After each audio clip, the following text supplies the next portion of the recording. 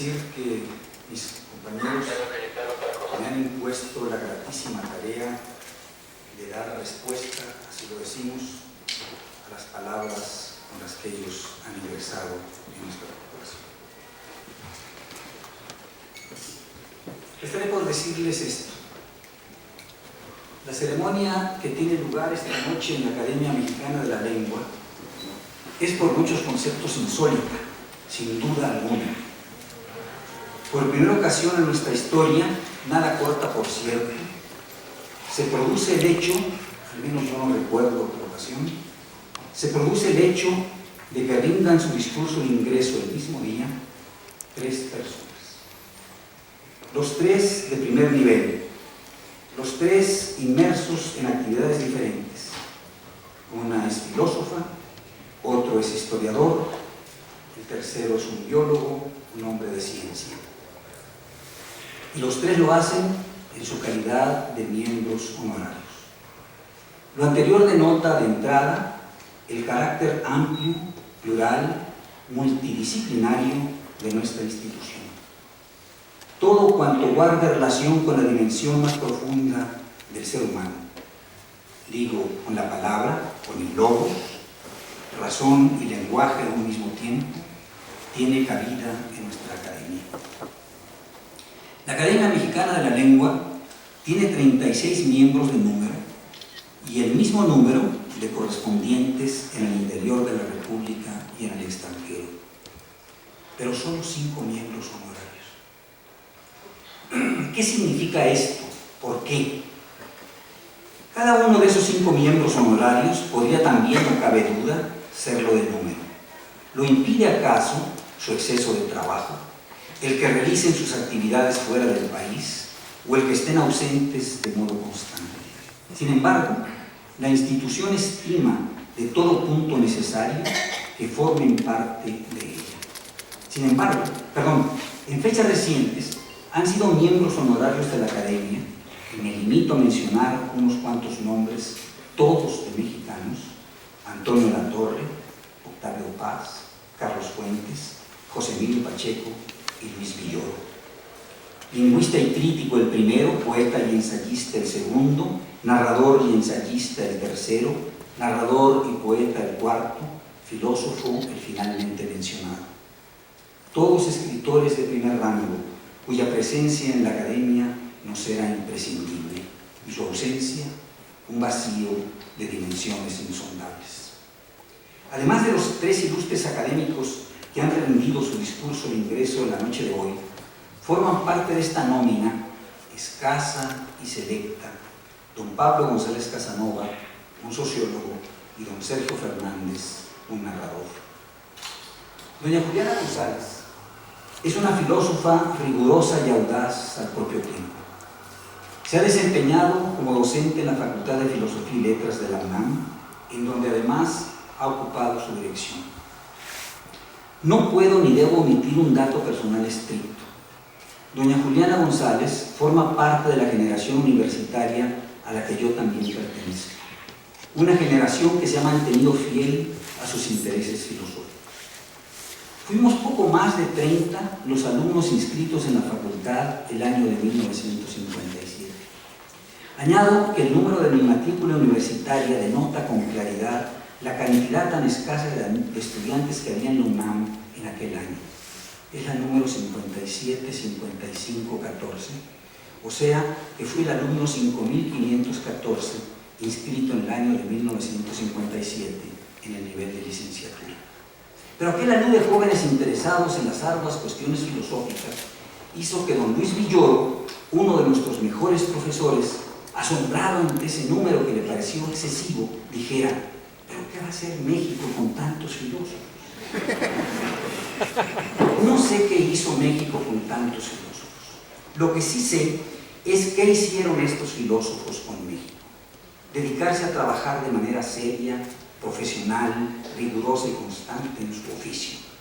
Doña Juliana González ha trabajado pues intensamente en asuntos de ética y metafísica. No en balde fue una de las alumnas más brillantes y fieles del maestro insigne que respondía al nombre de Eduardo Nicola. Del maestro Nicola escuché el primer día de la primera clase que recibí en la facultad, y la clase era la de presocráticos, una lección de vida, un ejemplo de rigor profesional que jamás he podido olvidar.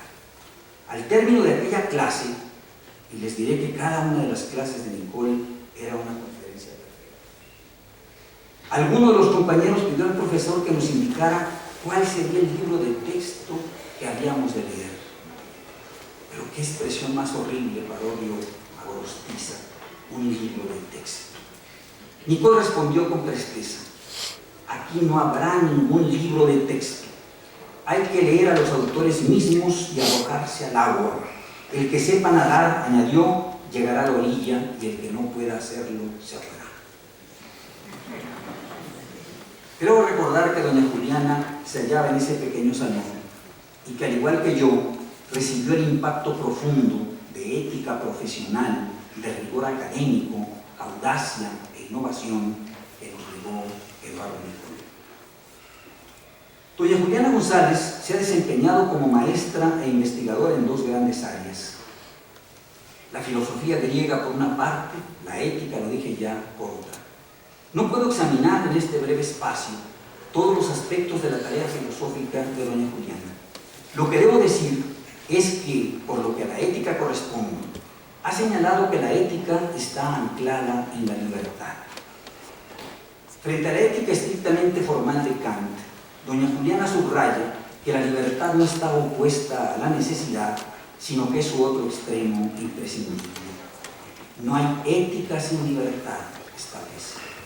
La conducta ética implica una elección y así la conciencia libre se autodetermina. ¿Qué clase de ética propone doña Juliana González? Si Copérnico arrojó la Tierra hacia los cielos, la arrancó de sus raíces y la convirtió en un planeta más.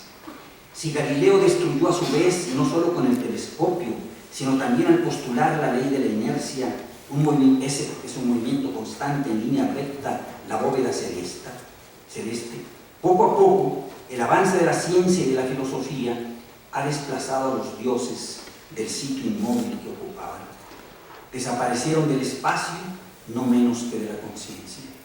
Pascal ya no es capaz de escuchar, como lo hacía Pitágoras, la música de las esferas celestes. A Pascal, por el contrario, le aterra el silencio eterno de los espacios infinitos. ¿Qué clase de ética podrá ser la que carezca del fundamento anterior, la de una tierra sólida, la de un Dios omnipotente? En el caso de la ética y la libertad que le es intrínseca, ¿qué hacer? Si Dios no existiera, este es un tema que trabaja también doña Juliana, estableció Dostoyevsky en Los Hermanos Karamazov, todo estaría permitido. ¿Se puede concebir una ética carente del fácil asidero de un Dios? Si Dios no existiera, si Dios hubiera muerto, ¿todo estaría permitido? La ausencia de Dios en la conciencia de los hombres conduce a la negación, a la muerte. ¿Se puede concebir una ética sin Dios? Una ética sin Dios diferente, sin embargo, a la ética desgarrada que propone el existencialismo de Sartre, inmerso en la angustia y en la muerte. He aquí el grave problema de la ética contemporánea. ¿Cuál es el límite de mi libertad? ¿Todo está permitido? La respuesta que ofrece doña Juliana González se desplaza en este horizonte. Hay un límite, una frontera que la libertad del hombre no puede traspasar, haya o no haya Dios, existan o no existan los dioses. El límite lo traza la conciencia propia. La base de la ética es la libertad, y esta es la condición ontológica del hombre y el pilar de la ética de doña Juliana González. Se trata, no puedo omitir decirlo, de una ética optimista que pone el acento en la posibilidad de la realización personal al propio tiempo que de la colectiva. No puede haber ética sin compañía de los otros. Para doña Juliana González, como para Nicole y Platón, no puede haber una ética racional apoyada en la razón, que es el logos, a un mismo tiempo palabra, sin el vínculo más estrecho con el amor, con el eros. De aquí deriva doña Juliana una ética contraria a la que postula el existencialismo sartreano, no menos que a la ética del sufrimiento. Doña Juliana subraya que son la vida, la salud, el amor, la felicidad, a la vez el medio y el fin de la ética. Por tal causa, de manera necesaria, esas reflexiones la llevaron hacia la ética médica y la bioética, espacio en donde se ha convertido en voz autorizada.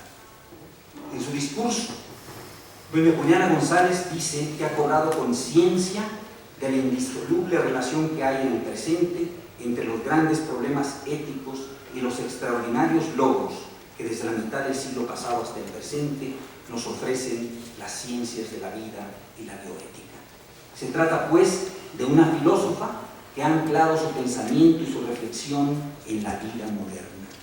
Por esto, asume que la teoría de la evolución es trascendental para la ética contemporánea.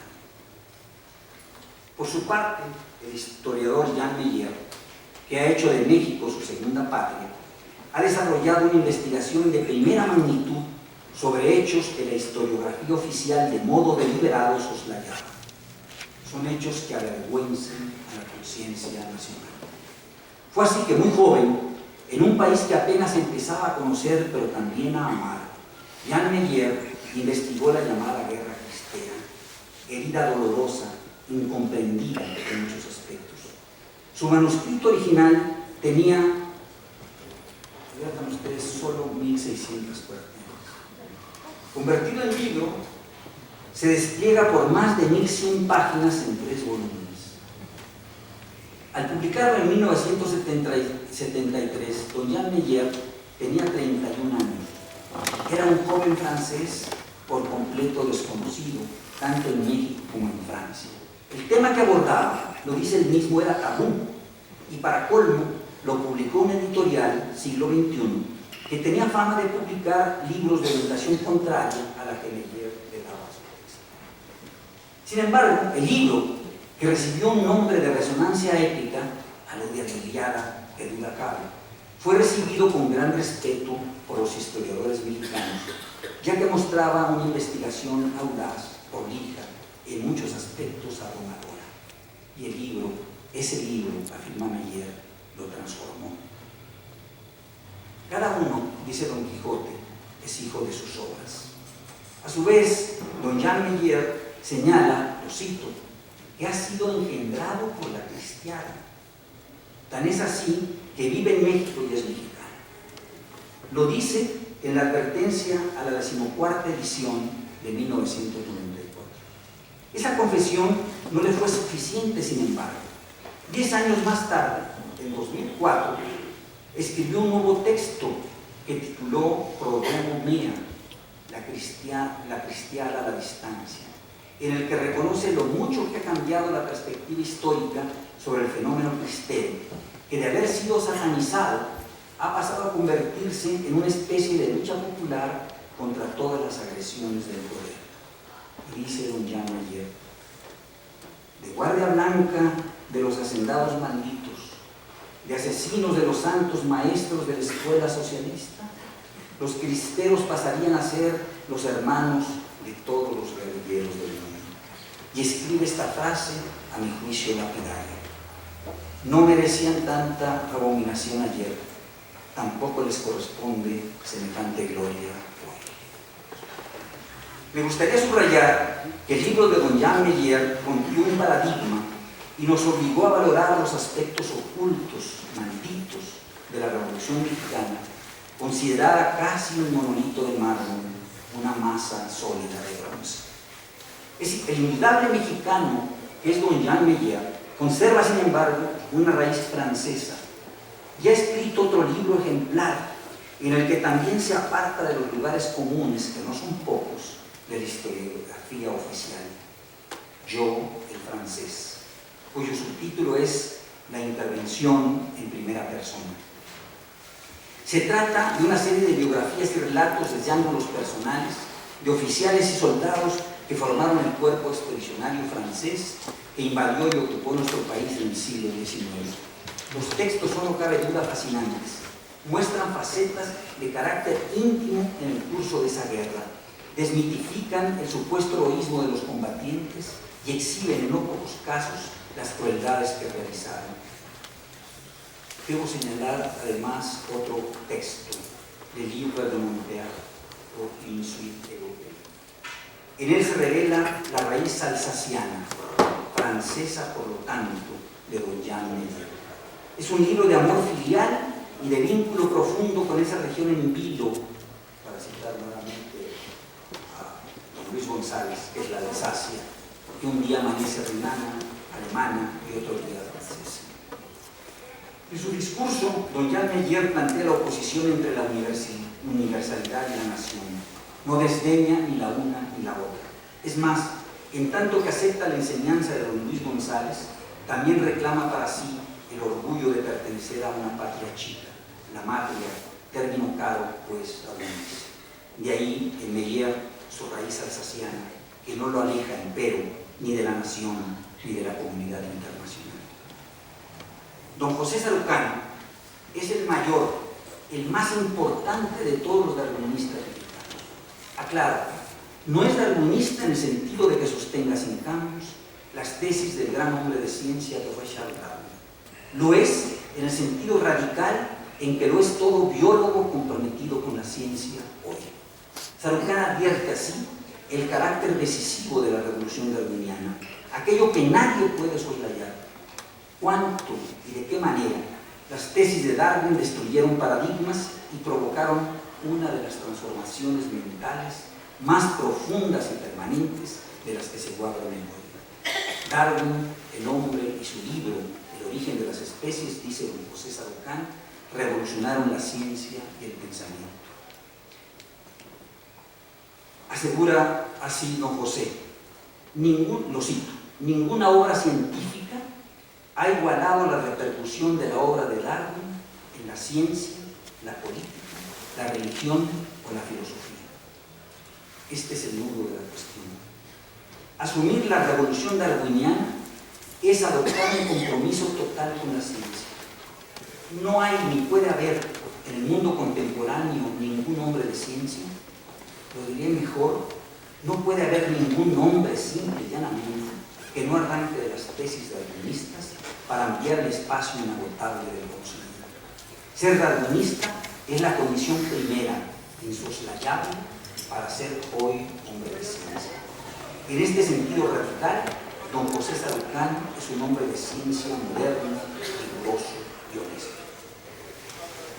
Lo anterior no significa, ya lo dije, de ningún modo, que don José acepte todas y cada una de las tesis de Darwin.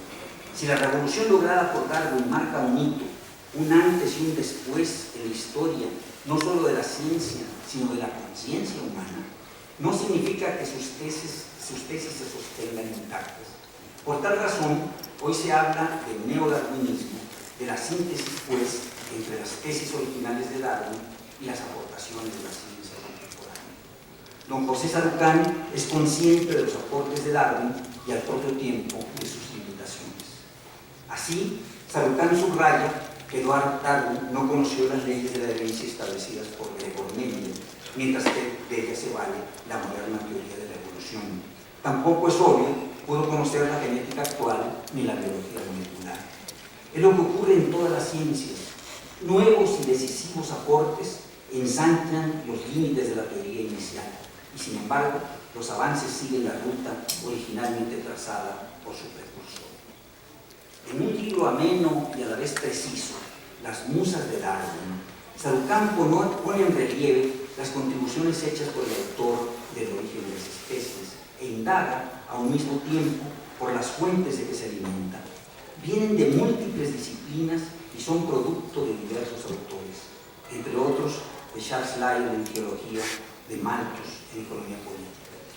Don José destaca, por supuesto, el impacto que a Darwin le produjo la lectura de las teorías demográficas de Malthus. Advierte que la ciencia es de carácter interdisciplinario y se nutre de toda clase de materias. En este caso, la teoría de la evolución recibió un influjo decisivo de una ciencia que era por entonces una novedad, la economía política, la ciencia de la macroeconomía y de modo más específico aún de la naciente demografía.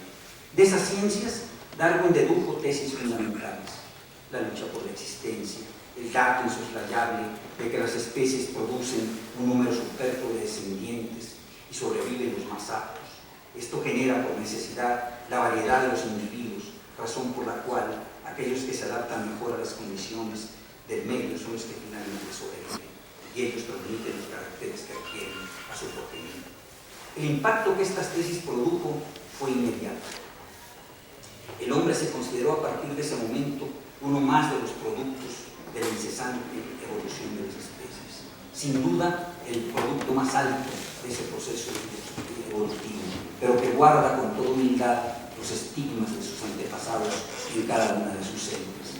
El ser humano no solo es una síntesis específica de gases y minerales, sino que también ha heredado la capacidad de adaptación que tienen las especies anteriores, desde los protozoarios hasta el hombre. En este aspecto, don José Sarucán es consciente del vínculo que existe entre el azar y la necesidad, y por tal razón subraya que la ciencia contemporánea es una ciencia de la probabilidad y no de la certeza absoluta. Don José Sarucán muestra en las musas de Darwin todo aquello que este científico obtuvo al asimilar, pues, las teorías de sus contemporáneos. Narra igualmente el trabajo de campo que realizó a lo largo de los casi 5 años que duró el viaje del Beagle. Debo añadir que el libro de don José es mucho más que esto. Es también un relato de la vida de Darwin, tanto la dedicada a la ciencia como la de su entorno íntimo, donde destacan su esposa, Lyell, Huxley, Wallace, muchos más. La trayectoria de don José no se limita a sus aportaciones directas a la investigación científica. Por igual ha desempeñado, se sabe bien, con rectitud y sabiduría, el cargo más honroso a que puede aspirar todo universitario. Fue rector de nuestra máxima casa de estudios en 2 periodos sucesivos. Por si lo anterior aún fuera poco, a su empeño se debe la creación de un organismo intersecretarial que protege la fauna y la flora de nuestro país. CONABIO, la Comisión para el Conocimiento y Uso de la Biodiversidad, que se dedica pues a la conservación y el desarrollo de la ecología nacional, rica como pocos en el planeta. Don José Sarucán ha podido desplegar allí en toda su amplitud sus indudables dotes de ecólogo. Hoy, don José Sarucán ha puesto el énfasis en el hecho de que, a diferencia de los primates y los homínidos, de los que indudablemente descendemos, nuestra especie posee un instrumento específico, el lenguaje, acaso la octava transición central del proceso evolutivo, como lo señaló, y que se apoya en el desarrollo de nuestro cerebro, capaz de transmitir de una generación a otra la experiencia acumulada por nuestra especie en el curso de los millones de años que lleva de habitar nuestro planeta. Permítanme finalizar estas palabras diciendo que, además de su amor por Darwin, don José Sarucán ha mostrado también su amor por otras investigaciones sobre la fauna y la flora de nuestro país. Ama los códices Badiano y Florentino, la obra de Felipe II, Francisco Hernández. Conoce la Real Expedición Botánica Nueva España que dirigieron Martín de Cessé y José María Monsino. No olvida las aportaciones de Humboldt. Añado que en buena medida comparto con él esos amores, tanto así que a sus instancias se debe que la magna exposición sobre Darwin, que coordinó él mismo y que tuvo lugar en el antiguo Colegio de San Ildefonso en 2014, contó con una sala dedicada a la expedición de Cessé y Monsino, apoyada en textos cuya publicación pude coordinar, lo que agradezco desde lo más profundo. En nombre de todos los miembros de la Academia, queridos amigos, Elena González, don Jean Melier, José Sarucán, les doy la más cordial bienvenida a su nueva morada académica. Lo recibimos con los brazos abiertos.